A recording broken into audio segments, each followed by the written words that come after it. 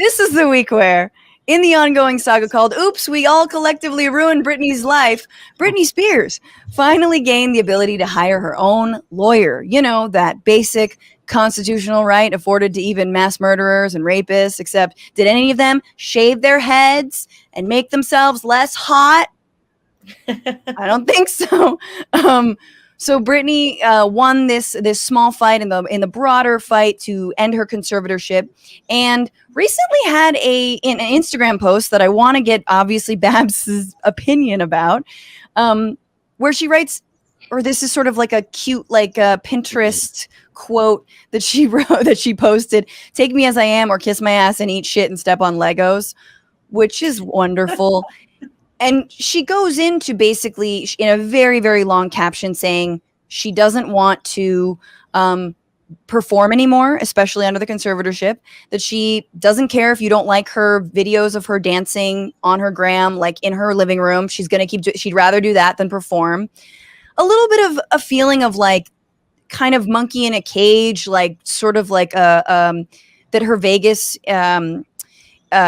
shows have been like, you know, she says something about having like people in the audience who are like drunk and high and didn't really appreciate her, and just like that feeling. And basically like anyone who says otherwise can go fuck off, essentially. And I want to live my life. There was something else that I meant to mention, and maybe Babs can remember. But Babs, your thoughts on this week in the hashtag Free Britney movement and how important this step is to ending her conservatorship?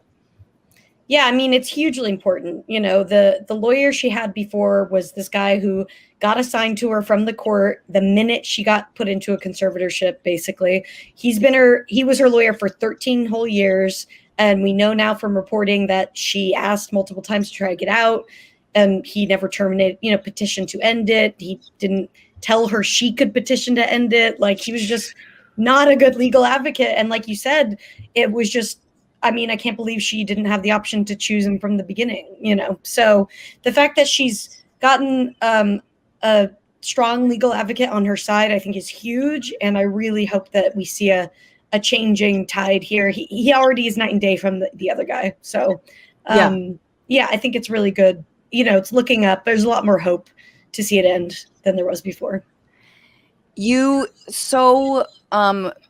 I think just it's such a funny story how you stumbled into being one of the leaders and big starters of the Free Britney movement because of your and Tess's podcast, Britney's Gram, which basically did exactly what I just did, which was look at Britney's Instagram and be like, I wonder what that means, except she was much less direct back then. And it was supposed to be essentially a comedy podcast. But tell me how it's been now that you've like fallen into this like kind of a limelight in a pretty cool way. I know it overwhelming as well.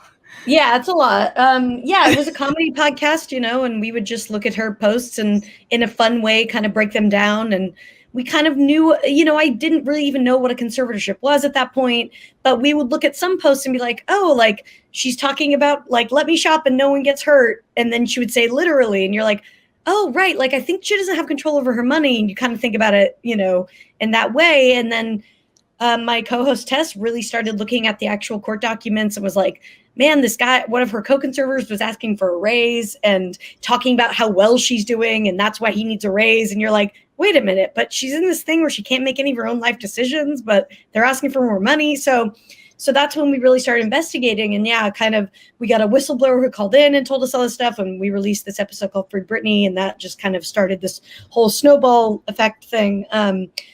And yeah, it's been like the biggest roller coaster I've ever experienced in my life. You know, a lot of people thought it was a conspiracy theory for a long time. So a lot of gaslighting, a lot of just like taking shit from people, and not very fun. And it's really been, like hate directed towards you guys in the podcast. Oh, of course. Yeah. People, just that typical stuff whenever you fight for something, when people are like, why didn't you get a life or something, you know, and you're like, yeah, this is what I'm choosing to do with my time. I'm choosing to try and help someone, you know? Yeah. But yeah, a lot of stuff like that. So it's been extremely hard. And I really didn't, I mean, when she spoke out in court, that was like, I was, you know, it was like being at an NBA finals game, just like, it was so just like, what's going on? And like our head was exploding. So it was really exciting. And I think just the tides have turned and now we're seeing a whole new, so much so. Yeah. I want to ask before I go into the strange solidarity coming from the right on Britney.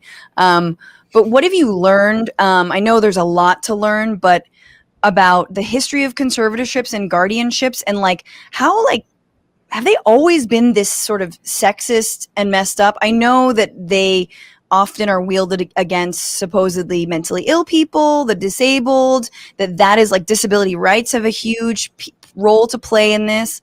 But also I'm curious of, like, you know, the idea that like husbands would put their hysterical wives into like guardianships and, you know, random things like that. But like, yeah, what have you learned about this legal framework here? It really started because a lot of it's in like probate court where people handle wills and stuff like that.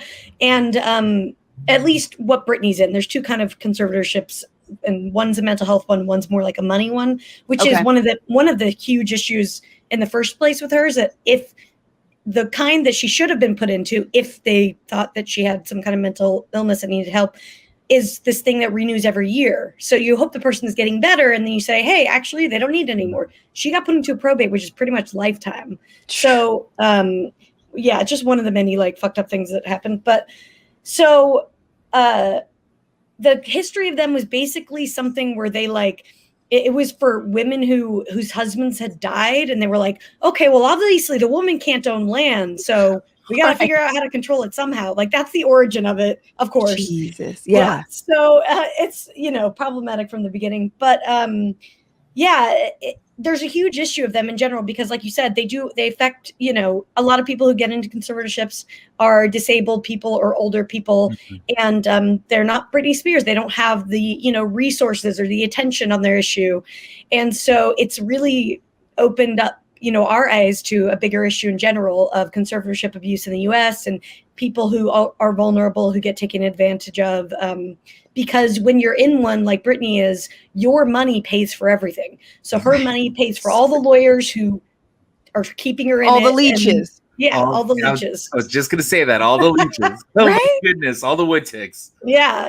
So it's really upsetting. So we get into that on the new podcast, kind of like the bigger world of conservatorships and just, the disability rights issue and all that stuff. That's awesome. I'm so glad you guys are continuing to do that. What's going on, Frantifa? If you haven't already, subscribe to this channel right now. Hit that button. And also, you can become a patron and support the show every single week. Get access to bonus episodes and exclusive merchandise. Patreon.com/bitchuation room. Do it.